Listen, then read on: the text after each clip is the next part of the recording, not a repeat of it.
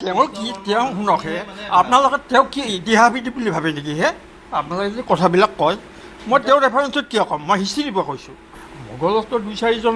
আছেই আৰু বেছিভাগেতো ক্ষতিয়ে কৰিছিল নোৱাখালীৰ হেৰিটো কেনেকৈ সাম্প্ৰদায়িক সংঘৰ্ষ কোনে সৃষ্টি কৰিছিল ভাৰত পাকিস্তান কোনে সৃষ্টি কৰিছিল বুজিছে কথাটো মোগল শব্দৰ অৰ্থটো মংগোলিয়াৰ পৰা অহা কাৰণে মোগল মই নাজানো যে তেওঁহে জানিব তেওঁ পণ্ডিত মানুহ তেওঁ সোধক গোটেই ভাৰতবৰ্ষৰ আজি যে ৰাজস্থান চাৰস্থানত আৰু আছিল যে আমি চাব যাওঁ দুৰ্গবিলাক সেইবিলাক হিন্দুৱে বনাইছিল তাত মোগলৰ অৰিহণা গ'ল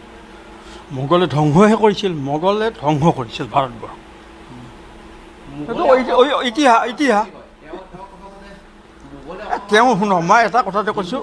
ন তেওঁ ইতিহাসবিদ নহয় তেওঁ ক'ৰ পৰাই কি কৰিছে তেওঁহে জানিব উমানন্দত মাটি দিয়া বুলিয়ে কয় শ বছৰ আগতে আহোমে তাতে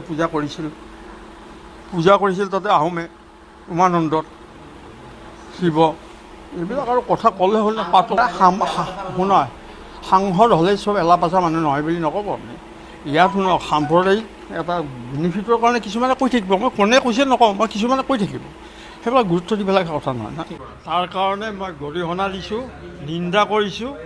আৰু তেওঁৰ বিৰুদ্ধে একশ্যন লোৱাৰ বাবে আইনগত মানে কাৰ্যকৰী ব্যৱস্থা লোৱাৰ কাৰণে মই কোনোবা সদায় বেয়া কোনোবাই যদি আগবাঢ়ি আহে তেওঁলোকক আহ্বান জনাইছোঁ তেওঁৰ বক্তব্য যদি আমি মানি লওঁ তে বাংলাদেশীবিলাকো ভাৰতীয় হ'ব মোগল কেতিয়াও ভাৰতীয় নাছিল ঐতিহাসিক পৰিক্ৰমাৰ কাৰণে মোগলসকলক পিছলৈ ভাৰতীয় হিচাপে মানি লোৱা হ'ল তেওঁলোকে প্ৰথমতে মংগোলিয়াৰ পৰা অহা এটা মানে পৰিভ্ৰমী জাতি তেওঁলোক ভাৰতবৰ্ষত কেতিয়াও স্থায়ী পূৰ্বতে নাছিল কিন্তু ঐতিহাসিক কাৰণতে হওক যুদ্ধৰ কাৰণতে হওক তেওঁলোক আহি আমাৰ স্থানীয় ৰজাসকলৰ মাজত থকা বিভেদৰ কাৰণে সুযোগ লৈ তেওঁলোকে ভাৰতবৰ্ষ আক্ৰমণ কৰি কিছু অংশ দখল কৰি লৈছিল ভাৰতীয় আছিল সেই সময়ত হিন্দুস্তানৰ ক'ৰ মানুহ আছিল তেওঁলোক কোনে মই কৈছোঁ যে তেওঁলোক অৰিজিন মংগোলিয়াৰ আছিল চেংগিছ খাই আহি ভাৰত আক্ৰমণ কৰিছিল মংগোলিয়াৰ পৰা আহি সেইকাৰণে মোগল খালেকে ইতিহাস জানে নেকি হে কি কয় হে খালেকে কি জানে একো নাজানে তোৰ এনে সস্তীয়া কথাত ধৰ্মীয় এটা মেৰুকৰণ কৰাৰ কাৰণে এইবিলাক কথা কৈছে এটা কথা ক'লেই হ'ব নেকি অসমৰ মানুহে মানি ল'ব নেকি ভাৰতৰ মানুহে মানি ল'ব নেকি তেওঁ যি কয় তাকে মানি ল'ব কি জানে MP হ'লে চব জানে নেকি হে কি কোৱা ষ্টাডি নাই অধ্যয়ন নাই মানে একপক্ষীয়ভাৱে কথাটো কৈছে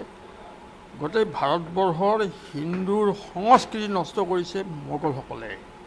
এই বাবৰি মছজিদ তাতে ৰাম মন্দিৰ আছিল তাত সেইটো ভাঙিছে সুন্দৰটো কথা বাদ দিয়কে কামাখ্যা মন্দিৰ ভাঙিছেহে তেওঁলোকে আহি কোনে ভাঙিছে কালাপাহাৰে ভাঙা নাছিল কামাখ্যা মন্দিৰ কালাপাহাৰ কোন আছিল কালাপাহাৰ মোগল আছিল গতিকে তেওঁলোকে ভাৰতবৰ্ষৰ সংস্কৃতি উত্তৰ ভাৰতৰ বিশেষকৈ তেওঁলোকে ধ্বংস কৰিব তেওঁ ইয়াত ধৰ্মীয় মেৰুকৰণৰ কাৰণে সাম্প্ৰদায়িক বীজ সনাৰ কাৰণে এইবিলাক কথা কৈ আছে